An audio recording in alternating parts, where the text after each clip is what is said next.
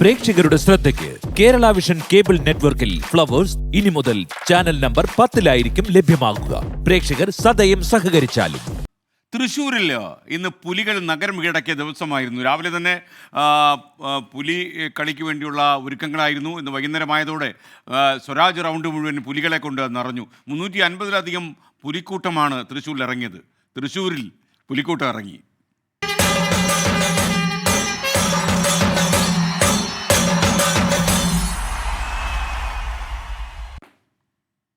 തൃശ്ശൂരിനെ ആവേശ കൊടിമുടി കയറ്റി പുലിക്കൂട്ടം. ഓണാഘോഷത്തിന് സമാപനം കുറിച്ച പുലിക്കളിയിൽ 7 ദേശങ്ങളിൽ നിന്നായി 350-ലധികം പുലികൾ ഇന്ന് ചുവടുവെച്ചു.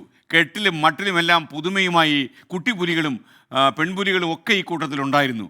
ആനുകാലിക സംഭവങ്ങൾ ആസ്പദമാക്കിയ നിശ്ചല ദൃശ്യങ്ങളും കാഴ്ചക്കാർക്ക് കൗതുകം പകർന്നു. ആയിരക്കണക്കിന് ആളുകൾ ഈ പുലികളി കാണാൻ തൃശ്ശൂർ നഗരത്തിൽ എത്തിയിട്ടുണ്ടായിരുന്നു. ഇപ്പോഴും പുലിക്കളിക്ക് അവസാനമായിട്ടില്ലെന്നാണ് ഞാൻ മനസ്സിലാക്കുന്നത്. സൂരജ് സജി പുലിക്കൂട്ടത്തിനിടയിൽ നിന്ന് നമുക്കൊപ്പം ചേരുകയാണ്. തൃശ്ശൂർ നിന്ന് സൂരജ് സജി, എന്തൊക്കെയാണ് വിവരങ്ങൾ, പറയൂ.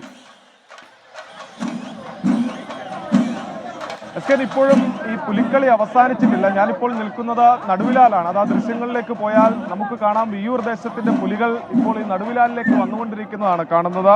ഇവിടെ വന്ന് നടുവിലാൽ ഗണപതിക്ക് മുന്നിൽ തേങ്ങ ഉടച്ച് പ്രാർത്ഥിച്ചതിന് ശേഷമാണ് ഈ പുലികൾ പോകുക. ഈ വിയ്യൂർ ദേശത്തെ സംബന്ധിച്ച് ഇവർ MG റോഡ് വഴി ആയിരുന്നില്ല വന്നത്, നായ്ക്കനാൽ വഴി കയറിയ ദേശമാണ്. അതുകൊണ്ട് തന്നെ ഇവിടെ എത്തി, അതായത് ഈ ഗണപതി ക്ഷേത്രത്തിന് മുന്നിലെത്തി തേങ്ങ ഉടച്ച് പ്രാർത്ഥിച്ച് ചുവട് വെച്ചതിന് ശേഷം മാത്രമാണ് എല്ലാ പുലിക്കളി സംഘങ്ങളും ഇവിടെ നിന്ന് മടങ്ങാറുള്ളൂ. ഈ ഒരു വർഷത്തെ കാത്തിരിപ്പ് പുലിക്കളി കലാകാരന്മാരെ സംബന്ധിച്ച് അവർക്ക് ഈ ഗണപതി ക്ഷേത്രത്തിന് മുന്നിൽ വന്ന് തേങ്ങ ഉടച്ച് ചുവട് വെക്കുക എന്നുള്ളത് ആ കലാകാരന്മാരെ സംബന്ധിച്ച് വലിയ ആഗ്രഹമാണ്. ആ ആഗ്രഹ സാഫല്യത്തിന് കൂടിയുള്ള നിമിഷമാണ് ഇപ്പോൾ കടന്നുപോയിക്കൊണ്ടിരിക്കുന്നത്. എന്തായാലും 7 ദേശങ്ങളാണ് ഇക്കുറി പുലിക്കളിയുമായി ഇറങ്ങിയത്. ഒന്നിനൊന്ന് മെച്ചം. ഏതാണ് ഏറ്റവും മികച്ച പ്രകടനം കാഴ്ചവെച്ചതെന്ന് ചോദിച്ചാൽ നമുക്കൊരു ഉത്തരം പോലും കണ്ടെത്താൻ കഴിയാത്ത തരത്തിലുള്ള ഒരു പ്രകടനമായിരുന്നു ഇന്ന് സ്വരാജ് റൗണ്ടിൽ ആകെ കണ്ടത്. ഒരു പൂരത്തിന് സമാനമായ അന്തരീക്ഷം, മണൽത്തരി വീണാൽ പോലും താഴേക്ക് പതിക്കാത്ത തരത്തിലുള്ള ജനാരവം, അത് നമുക്ക് കാണാൻ കഴിയും. തൃശ്ശൂർ പൂരം കഴിഞ്ഞാൽ പിന്നീട് ഒരു പൂരമുണ്ടോ എന്ന് ചോദിച്ചാൽ ആ പൂരം അത് ഈ പുലിക്കളി തന്നെയാണെന്ന് അക്ഷരാർത്ഥത്തിൽ പറയേണ്ടി വരും. അത്തരത്തിലുള്ള ഒരു ജനത്തിരക്കാണ്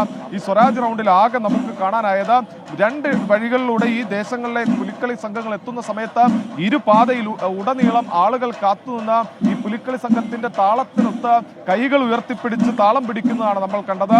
അച്ചടക്കത്തോടുകൂടി ചുവട് വെച്ചെത്തിയ പുലികൾ അത് ആവേശം വിതർന്ന ഒരു കാഴ്ചയും ഇന്ന് കാണാനായി. അത് ഇപ്പോൾ ഈ രാത്രി കൂടി എത്തുമ്പോൾ വലിയ രസമാണത്. ഈ ലൈറ്റുകളെല്ലാം പിടിപ്പിച്ചു വരുന്ന പുലികളുണ്ട്, ഫ്ലൂറസെന്റ് പുലികളുണ്ട്. അത് പകൽ സമയത്ത് ഈ ഫ്ലൂറസെന്റ് പുലികളുടെ രസം അത് നമുക്ക് മനസ്സിലായെന്ന് വരില്ല. പക്ഷേ ഈ രാത്രി സമയത്ത് ഈ പുലികൾ ചുവട് വെച്ചെത്തുമ്പോൾ അതിന്റെ മുഖ്യ ആകർഷണം എന്ന് പറയുന്നത് ഈ പച്ച നിറത്തിലും മജന്ത നിറത്തിലും ഒക്കെയുള്ള ഈ ഫ്ലൂറസെന്റ് പുലികൾ തന്നെയാണ്. ആ ഫ്ലൂറസെന്റ് പുലികൾ ഇക്കൂട്ടത്തിലും നമുക്ക് കാണാൻ കഴിയും. അതോടൊപ്പം തന്നെ ഈ നിശ്ചല ദൃശ്യങ്ങൾ, വയനാട്ടിലെ ഒരു കുടുംബത്തിന്റെ അവസ്ഥ, അതായത് മുണ്ടക്കൈ ദുരന്തവുമായി ബന്ധപ്പെട്ടുകൊണ്ട് ഒറ്റപ്പെട്ടു പോയ അമ്മയും മക്കളും അവർ ഒരു ആനയ്ക്ക് മുന്നിൽ അഭയം പ്രാപിച്ചു ഒരു രാത്രി മുഴുവൻ ഈ കാടിനകത്ത് ആനയുടെ അടുത്ത് അന്തി ഉറങ്ങിയ കഥ നമ്മൾ കേട്ട് ഹൃദയവേദനയോടെ കേട്ടവരാണ് നമ്മൾ. അതിനെ അനുസ്മരിപ്പിച്ചുകൊണ്ട് മുണ്ടക്കൈ ദുരന്തത്തിന്റെ അതിജീവനം ഓർമ്മിപ്പിക്കുന്ന നിശ്ചല ദൃശ്യങ്ങൾ പോലും ഇന്ന് ഈ പുലിക്കളിയുടെ ഭാഗമായി എന്നുള്ളതാണ് ഏറ്റവും പ്രധാനപ്പെട്ട കാര്യം. ഇപ്പോൾ ഈ ദൃശ്യങ്ങളിൽ കാണുന്ന വിയ്യൂർ ദേശത്തിന്റെ പുലിക്കളി സംഘമാണ്. അതിന് പിന്നാലെ മറ്റൊരു ദേശം കൂടി വരാനുണ്ട്. അങ്ങനെ വിയ്യൂരിന്റെ 2 സംഘങ്ങൾ ഇതുവഴി പോയാൽ മാത്രമാണ് ഇത് അവസാനിക്കുകയുള്ളൂ. 9:30 മാത്രമാണ് ഈ പുലിക്കളിക്ക് ഒരു അവസാനം ഉണ്ടാകൂ എന്നുള്ളതാണ്. അതായത് ഈ സ്വരാജ് റൗണ്ട് വിട്ട് പുലിക്കളി സംഘങ്ങൾ പുറത്തേക്ക് പോകൂ എന്നുള്ളതാണ് നമുക്ക് മനസ്സിലാക്കാൻ കഴിയുന്നത്. എന്തായാലും